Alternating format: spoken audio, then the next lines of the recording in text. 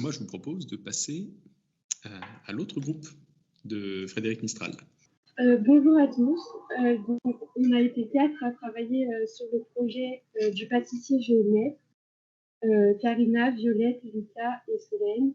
Nous allons tout d'abord vous présenter les problèmes qui nous ont été donnés en début d'année, puis la méthode que nous avons entreprise pour le résoudre, et enfin tous les différents cas que nous avons étudiés, donc le cas du triangle isocèle, le cas du triangle rectangle, le cas d'un triangle avec 3 angles aigus et le cas d'un triangle qui est en angle obtus.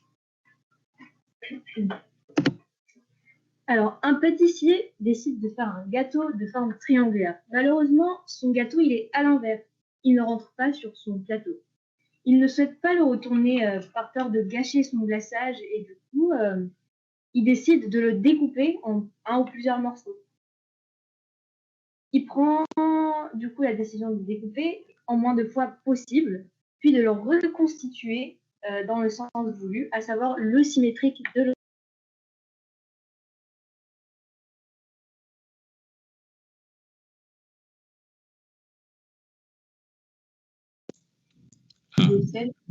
Ah oui, ça avait coupé pour le son. C'est parfait.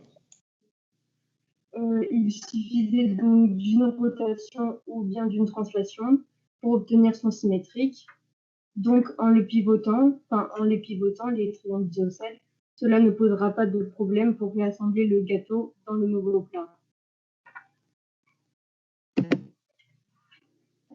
C'est pour cela que le premier triangle qu'on a étudié est le triangle isocèle, dans lequel on a remarqué que, du coup, là, à gauche de votre écran, vous voyez le triangle, le gâteau isocèle de base qu'il a créé, et à droite, c'est le résultat obtenu, le résultat souhaité, et on remarque qu'il suffit d'une simple translation, donc on ne l'a pas du tout coupé ou n'a pas fait de rotation, donc on n'a pas besoin de le découper, donc c'est symétrique.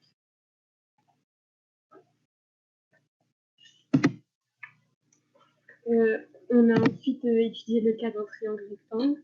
Le triangle blanc à droite de votre écran est le triangle qu'on souhaite obtenir après le découpage. En traçant les médiatrices de chaque côté du triangle, on trouve le centre du cercle circonscrit. Les propriétés des médiatrices sont qu'elles coupent les côtés en leur milieu et perpendiculairement.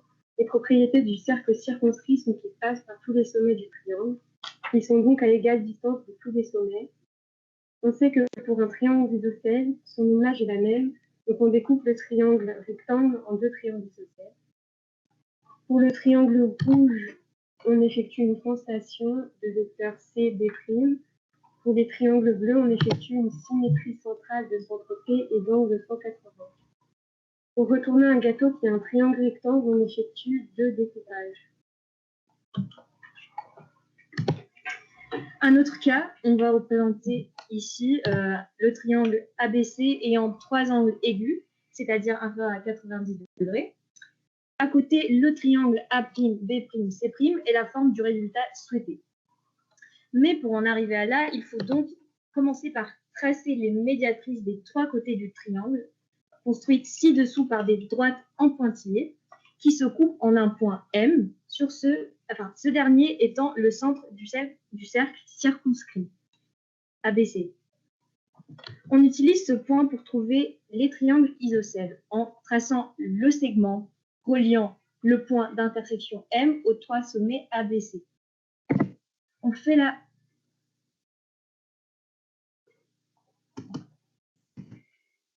translation du triangle rouge par le vecteur U, puis la rotation de centre G1 qui fait pivoter le triangle bleu, puis une autre rotation de centre Z qui fait pivoter le triangle vert. À la fin, on a fait donc 3 découpes pour ce triangle. Comme dernière étude d'un triangle, on a choisi un triangle ayant un angle obtus, c'est-à-dire un angle supérieur à 90 degrés, et 2 angles aigus. À gauche de votre écran, il y a le triangle de base, et à droite, le triangle souhaité, donc le symétrique.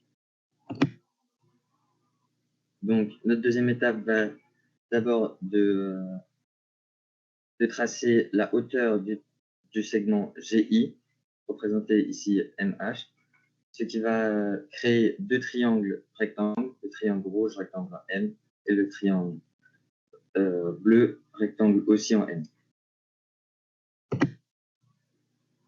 On va ensuite faire la même étape que pour les triangles rectangles, c'est-à-dire qu'on va trouver le centre du cercle circonscrit des deux triangles rectangles en traçant les médiatrices ainsi, leur intersection est le centre du cercle circonscrit.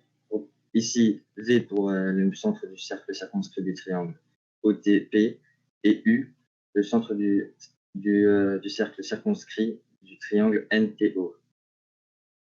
Ensuite, on trace alors un segment du point du centre du cercle circonscrit des triangles vers les sommets. Donc, il nous suffit de tracer VT pour un des triangles et UT. On obtient donc 4 triangles isocèles. Il nous suffit ensuite, pour le triangle violet, de faire une translation de vecteur U, U', et pour le triangle jaune, une translation de vecteur P, H1.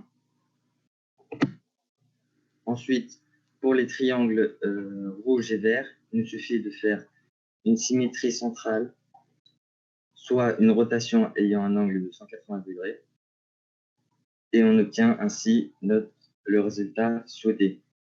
Pour arriver à ce résultat souhaité, on a ainsi fait 3 découpes.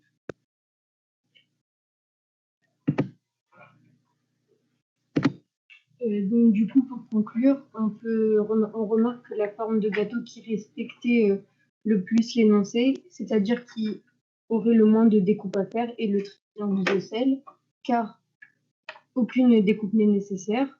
Ensuite, il y aurait le triangle rectangle, parce qu'on peut faire une seule découpe. Et puis, du coup, en dernier, les triangles quelconques. Donc, celui avec un angle obtus ou bien celui avec les angles aigus, parce que du coup, ils ont 3 découpes. Et du coup, voilà. Du coup, merci de votre écoute. Et s'il y a des questions. Bravo à vous.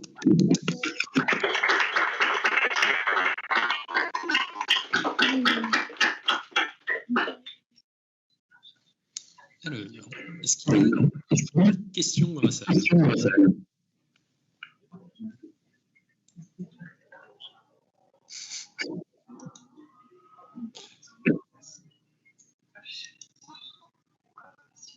Alors, comme d'hab, alors, je vais vous demander de couper votre son à nouveau, ou enfin, j'ai un écho.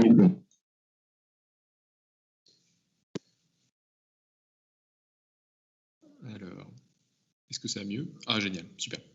Alors, moi j'avais une première question, c'était est-ce que la méthode que vous avez présentée pour le triangle avec un angle obtus, est-ce qu'elle marche pour tous les triangles ou est-ce qu'il y a une propriété du fait que l'angle soit obtus qui fait que ça marche bien, enfin qui fait que ça marche mieux avec ce triangle qu'avec les autres?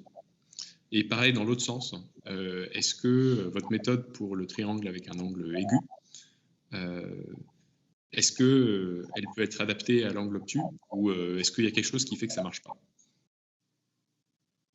Alors, on a essayé de du coup tracer le cercle circonscrit du triangle obtus et on avait vu que le point d'intersection des 3 médiatrices était à l'extérieur du triangle.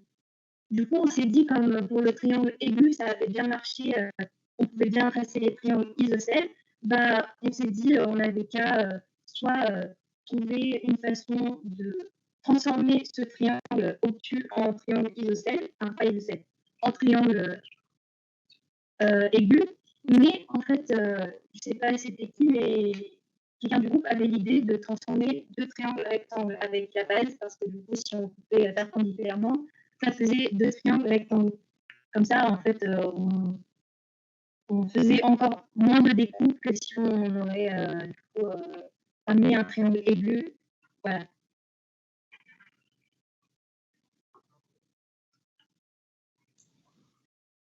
super. Ouais. Alors, et du coup, j'avais une autre question. Est-ce que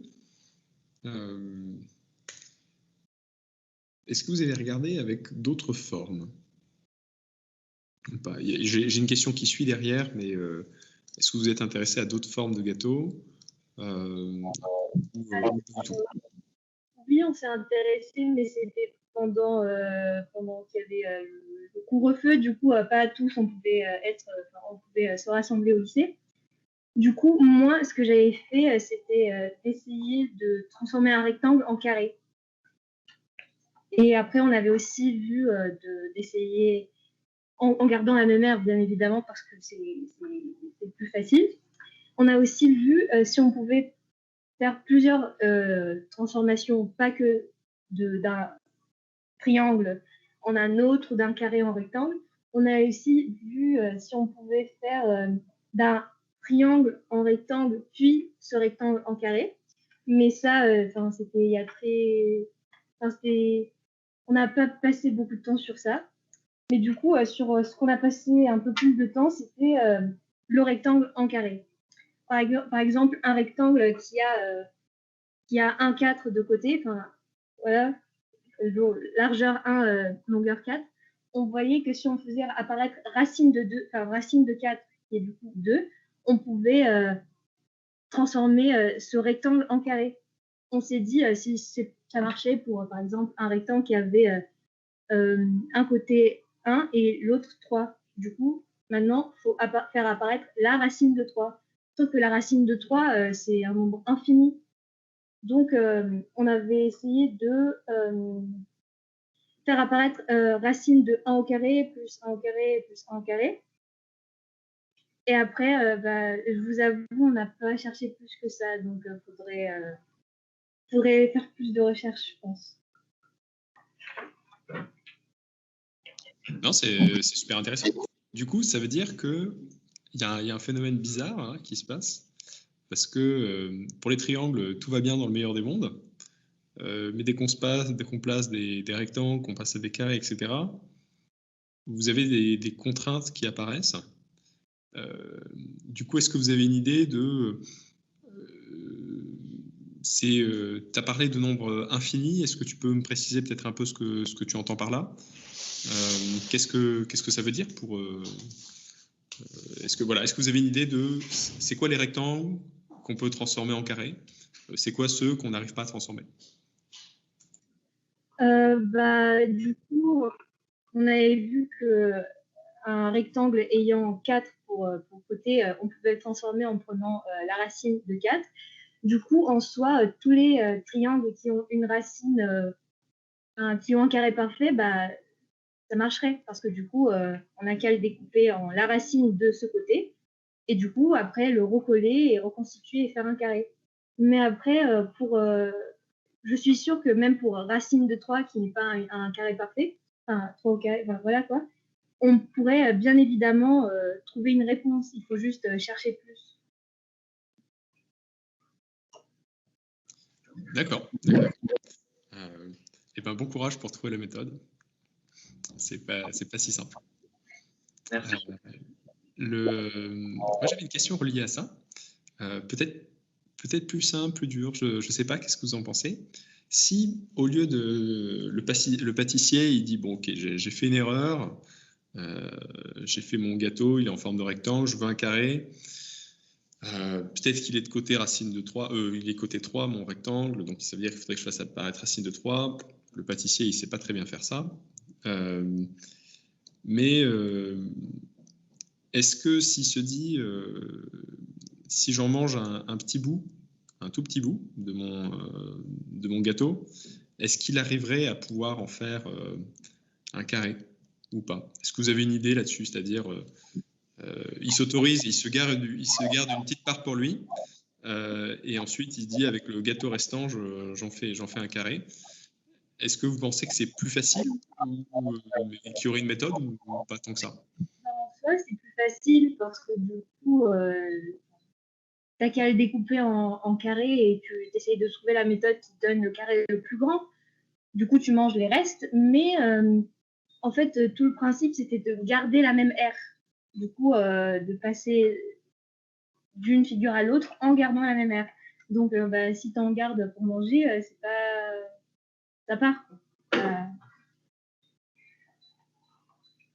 Alors, ma question était, effectivement, c'est tout à fait vrai. Mais ma question c'était, est-ce qu'il peut tenter d'en manger le moins possible? C'est-à-dire vraiment une micro-miette, et quand même arriver à faire un carré, ou est-ce que ça simplifie pas du tout le problème? J'en sais rien.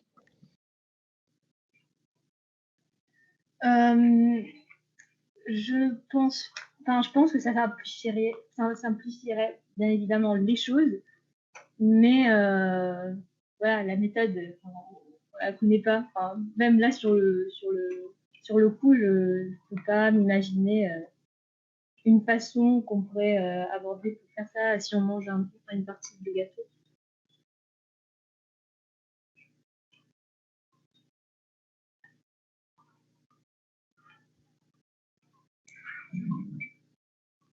Et ouais, merci beaucoup pour ça. Alors, j'ai une dernière question. J'en ai plein parce que les problèmes sont super intéressants. Et vous avez fait un truc super aussi. Est-ce que vous auriez moyen, alors c'est peut-être pas très bien posé, mais est-ce que vous auriez moyen de faire en sorte imaginons que le pâtissier il est vraiment bu la veille, il a trop abusé sur le rhum, et du coup le gâteau qui voulait juste, en fait il voulait un carré avec un côté chocolat blanc, un côté chocolat noir, et puis en fait il se retrouve avec un marbré parce qu'il a mixé alors qu'il n'aurait pas dû, donc il a des bouts marbrés. Est-ce que vous aurez des idées peut-être sur est-ce qu'il y aurait moyen de redécouper le marbré pour refaire d'un côté du chocolat blanc, refaire d'un côté chocolat noir, ou est-ce que ça a l'air vraiment trop compliqué?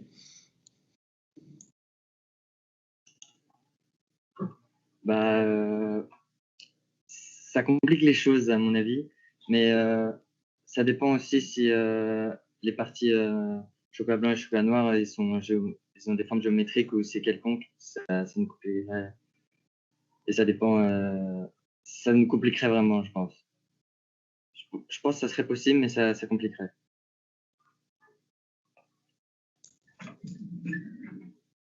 D'accord. J'aime bien avoir les avis des gens sur ça, donc c'est super d'avoir une conjecture, de dire est-ce que c'est bien de rester optimiste sur est-ce que c'est possible ou pas. En tout cas, merci beaucoup, je trouve ça super.